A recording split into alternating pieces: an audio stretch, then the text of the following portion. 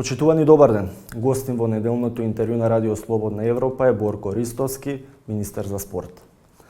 Министре, изминатиот период бевте мета на жестоки критики во јавноста, поврзани со Европскиот младински олимписки фестивал. Можете ли еве точно и конкретно да кажете која беше улогата на Министерството во организирањето на овој настан? Министерството за спорт апсолутно нема никакви законски мерки, нити можности за да биде организатор на едно такво надпреварување. Значи, Олимпискиот комитет на Македонија, кога се подпишува договор за доведување или за организирање на ваков голем настан во една држава, било која држава, подписници, заради немешањето на политиката, подписници на тој договор се градот и Олимпискиот комитет. Со самото тоа кажува дека Олимпискиот светски комитет и европски не дозволува мешање на политика во олимписките игри и во олимпизмот генерално. Така да ние не можеме да бидеме организатори, меѓутоа можеме да служиме како логистичка поддршка, што и бевме во конкретниот случај. Се она кое што беше побарано од нас од Олимпискиот комитет како помош, јас не сум го кажал во јавноста до сега, меѓутоа ова е убава прилика и благодарам на можноста да го кажам, а тоа е дека Министерството за спорт во месец март или април, не знам точно, не се сеќавам, јас лично имав разговор со претседателот на Европскиот олимписки комитет во насока да укажеме дека како држава ги немаме тие спортски комплекси кои што Олимпискиот комитет и градот Скопје си го преземале како обврска со подпишување договор за организирање на еден вака голем и масовен настан. Ние предложивме или да се откаже олимпијадата што за младинци што се одржува во Македонија, или таа да се редуцира на 1000 учесници за кои што можеме како држава да дадеме гаранции. Бевме одбиени од причина што веќе било премногу касно за да се откаже олимпијадата за младинци, што и до некаде разбирливо, меѓутоа имаше обид и кажавме ние дека ние немаме капацитет за да организираме вака еден масовен настан.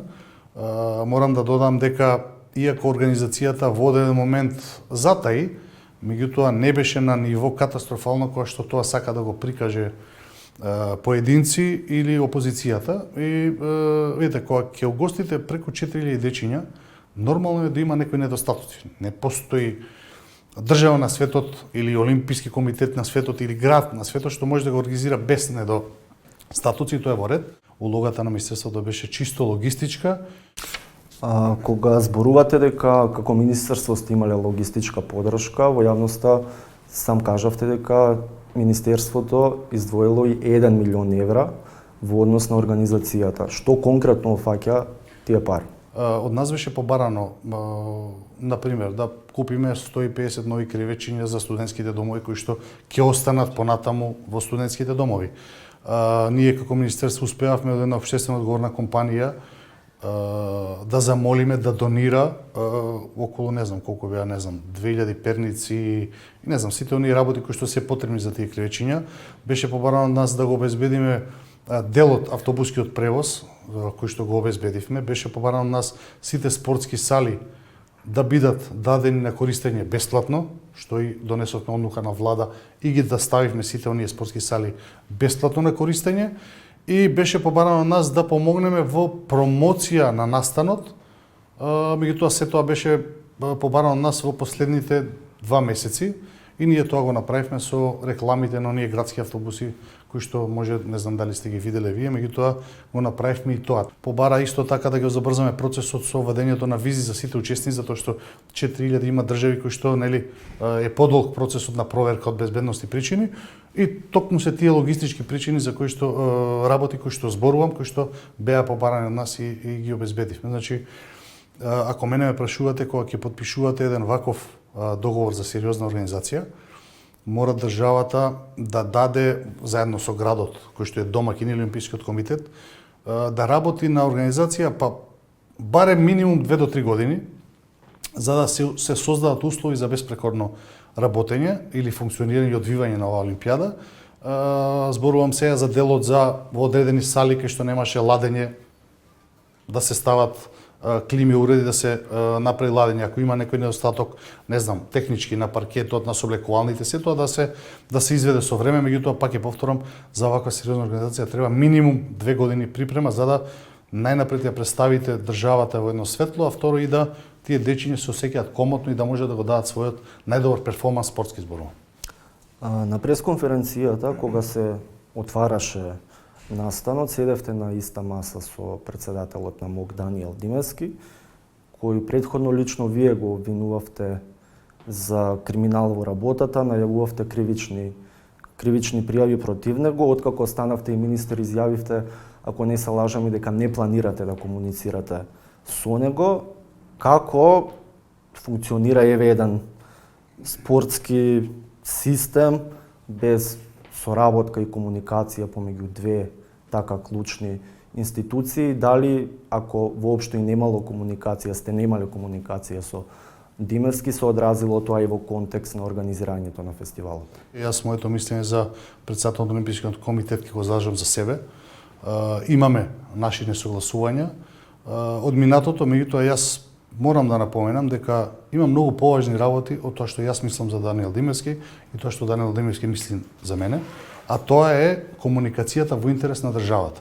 Точно дека јас бев на пресконференцијата, меѓутоа мора да свати дека јас имам и обврска како земја домаќин, како ресорно министерство да присуствувам на тие пресконференции. Имам обврска исто така како домаќин, зборувам како Македонија, како држава, домаќин да одам на отварањето на тие олимписки игри, што само по себе ќе каже дека мораме сите, без разлика на нашите несогласувања, што јас мислам за него или што тој мисли за мене, да си ги исполнуваме се во интерес на доброто на спортот и на тоа како треба да изгледа една олимпијада. Не се обични несогласувања, вие најавувавте и кривични пријави против него. Без разлика какви се несогласувањата, јас стојам на ставот дека без разлика какви се лични несогласувања, јас можам да не ве сакам вас или вие мене, меѓутоа сум тука на интервју и вие ме интервјуате мене. Што значи дека во интерес на спортот и на тоа како треба да се подобро да се организира олимпијадата и што ние како држава може да помогнеме во оној сегмент во кој што побарлила помош од нас, ние сме го исполнили целосно. А кога станува дел во однос на трошењето, Социјалдемократскиот сојуз на Македонија излезе со обвинување дека пиар и маркетингот го водела компанија чиј собственик е близок со вас и ве обвинија за евентуално лобирање или блискост во однос на добивањето на компанијата за да го води маркетингот на фестивалот. Каков е вашиот коментар? Видите вака, сите обвинувања кои што доаѓаат од Социјалдемократскиот сојуз не треба да се земаат за здраво за готово, затоа што за да обвините некој нешто и некого, треба да имате елементарни познавања од работите. Во конкретниот случај, Социјалдемократскиот сојуз нема елементарно познавање од тоа како функционира спортот и како тоа Министерството организира или лобира да добие некоја маркетинг агенција работа со Олимпискиот комитет во кој што, нели, соработуваме технички само во интерес на државата и на помошта која што тие побарат. Значи, едно со друго нема. Јас пак ќе повторам, ова е една политичка тема повеќе на која што се налепи, јас ги разбирам, ја разбирам нивната безидејност на вистина, меѓутоа мислам дека на Македонија ни треба една политичко социјална хигиена во делот на политиката. Уште едно прашање само од еден друг аспект поврзано со младинскава олимпијада. Македонија како домаќин учествуваше со 181 надпреварувач, меѓутоа не освои ниту еден медал. Колку овој резултат е последица на немање стратегија за млади спортисти, ако земеме у предвид дека поголемиот дел од младиве сами вложуваат, сами тренираат, немаат големи спонзори како клупските надпреварувања, од друга страна немаат ни толку многу голема помош од државата. Не ви е точна констатацијата. Јас ќе ви кажам дека немањето резултати не може да се смени нити за една година, нити за две, нити за три. Тоа е еден процес кој што барем треба да трае 2 олимписки циклуса, а тоа е 4 до 8 години, за да направите резултат на олимпијада, зборувам. не е точно дека младите не се поддржани од државата. Јас ќе набројам многу факти кои што не се така. Направивме да спортистите заслужни ги добиваат средствата директно, да не оди тоа преку федерациите. Затоа што имаме случај, и сега имаме случај, да ние ги префрламе наменски средствата за одреден спортист и тие средства се држат 4 до 5 месеци и не му се префрлат на спортистот. Зошто? Објаснување нема. Меѓутоа ќе дојдеме и до тоа. Меѓутоа сега директно ќе ги даваме на спортистите. И спортистите ќе донесуваат извештај, нормално со фискални сметки, со фактури каде ги потрошиле тие средства. Затоа што индивидуалниот спорт е многу различен од колективниот. На крај на денот ќе кажеме да е многу успешен спортист, нема да споменувам имиња, многу успешен спортист кој што префрливме одредена сума на средства, не му ја префрлаат и ја држат на својата сметка, а спортистот нема финансиски средства да одиде напред на магнетна резонанца. До таму ни е спортот отиден. И до таму е искористувањето на спортистите од одредени спортски луѓе кои што се во спортот и кои што го искористуваат спортот за личен бенефит. Имам личен контакт со сите индивидуални спортисти, со сите они млади таленти. Ние поддржуваме преку 500 стипендираме млади таленти. Ако мене ме прашувате, ние 500 талентирани дечиња во државата немаме.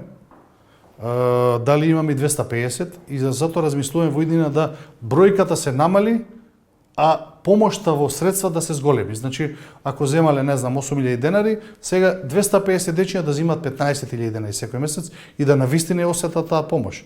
Така да верувајте дека преку ноќ не бива ништо, меѓутоа ве уверувам исто така дека Министерството за спорт и јас и мојот тим сме решени да работите ги поставиме онака како што треба. Мислам дека до сега направивме за една година постоење премногу капитални инвестиции, доволно капитални инвестиции за да почнеме од некаде. Извинувам што ја прекинувам, пред една година кога правевме интервју непосредно пред откако стапивте на функцијата, рековте дека македонскиот спорт генерално е на едно катастрофално ниво. Сметате ли дека нешто и во некој аспект е подобрано? Во делот на капиталните спортски инфраструктурни објекти можеме да ја кажам дека ние како Министерство за спорт за неполна година, зборуваме, имавме 4-5 месеци кои што во таа трансформација бевме министерство, меѓутоа немавме ни буџет, мораше да го чекаме ребалансот за да функционираме. Значи, ќе ја заокружиме на една година. Во делот на капиталните инвестиции, мислам дека су многу гортна се она што го направивме. Изградивме преку 30 мултифункционални игралишта и ќе одам дел по дел и ќе ви ги објаснувам. Не дека мултифункционалните игралишта значат професионален спорт, не. Меѓутоа, мултифункционалните игралишта значат дечиња каде што можат да рекреираат. И возрастни, нормално, и секој некој што ќе посака. Што повеќе дечиња на тие игралишта, мултифункционални спортски, тоа ќе градиме поздрава нација и дечиња базирани на вистински вредности. Сега, извинете што ќе ве прекинам, меѓутоа зборуваме за капитални инвестиции, реконструкции, инвестиции генерално нели во спортот. Од друга страна, изминатиот период го имавме извештајот на Државниот завод за ревизија во однос на јавното претпријатие кое што стопанисува со спортски објекти. Ние гледаме едни поразителни информации по кои што си има 32 милиони евра генерално имот, дека поседува нели јавното претпријатие, меѓутоа не се знае ни кој го користи, ни кој го употребува. Вие зборувате сега за игралишта, ние читаме во ревизорскиот извештај дека одредено игралиште станало ноќен клуб, дека спортски базени станале магацини. Доаѓаме до некоја апсурдна ситуација во која што се инвестира, од друга страна паралелно државата преку нејзините јавни претпријатија не знаат ни што се случува со тој имот кој што веќе постои. Не е баш така. Значи, тоа се две различни работи. Значи, јавното претпријатие за стопанисување со спортски објекти е сосема различен субјект, јас зборувам за Министерство за спорт. Значи, ревизорскиот таму имаме игралишта и тука имаме игралишта. Па видите сега зборуваме за игралишта кои што вие ги спомнувате, се игралишта кои што се преку 30 на години стари. Ние зборуваме за реконструирани игралишта, дел се во училишта, дел се нови. Зборуваме за дел од тие сали кои што биле дел од таа група на лошо стопанисувани сали, Расадник е еден пример за тоа. Ме разбирате, значи тоа се, јас го ревизорскиот извештај е во ред И мислам дека мене ако ме прашувате и премногу блага форма напишано од ревизорите, затоа што со Има таа ли поекстремни институција случаи?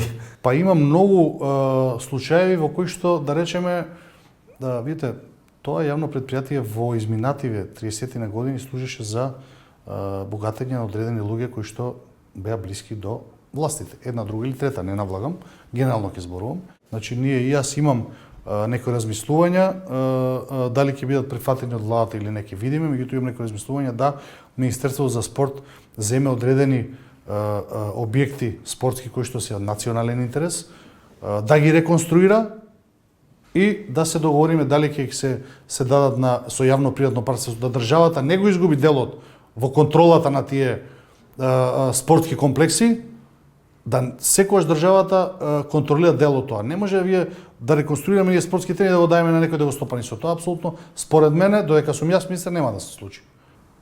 Од опозицијата ве обвинија за нетранспарентност во однос на доделувањето на државните субвенции, дека исплатите можат само неколку да се видат во однос на алатката отворени финанси, меѓутоа дека нема никакви протоколи и официјални документи кои што се објавени од ваша страна на страницава на Министерството за спорт. Што се однесува до транспарентноста за која што не обвинуваат, на Open Finance може да ги видите сите трансакции, не може да видите некој, може да ги видите сите трансакции кои што си ги прават сите институции.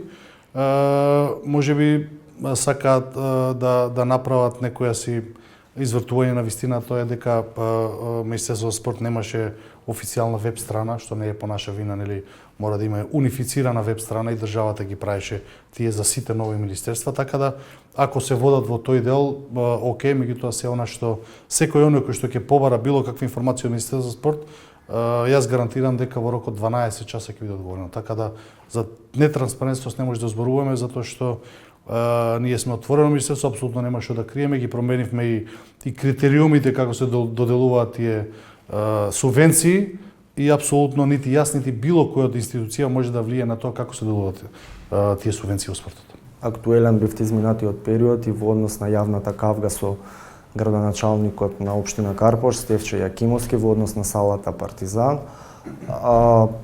Советниците донесоа некаква одлука да не се дава, граѓаните излегуваа на протест, имаше и обвинувања од страна на градоначалникот Јакимовски дека ваши луѓе сакаат да ја преземат салата за изградба на ресторани кафуле. Градоначалникот на Карпош е човек кој што ја разбирам неговата паника, чека одлука за издржување на затвор. Правосилносна одлука или како и да се вика, не сум правник. И ја разбирам неговата паника. Нити Министерство за спорт може да стопанисува со салата, нити има намера да стопанисува со салата, нити па во најмала рака за некакви си отварање на кафичи. Јас воопшто до неговите пресконференции не ни знаев дека во таа сала има простор за кафичи.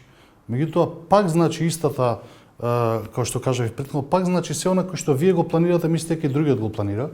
Ја ве јавно кажувам дека во таа сала нема да има никакви кафичи и сите оние спортисти и екипи кои што ќе аплицираат ќе бидат комплетно бесплатни и финансирани од Министерството за спорт. Ви благодарам многу за интервју. Благодарам на вас. Почитувани, вие го гледавте неделното интервју на Радио Слободна Европа. До гледање.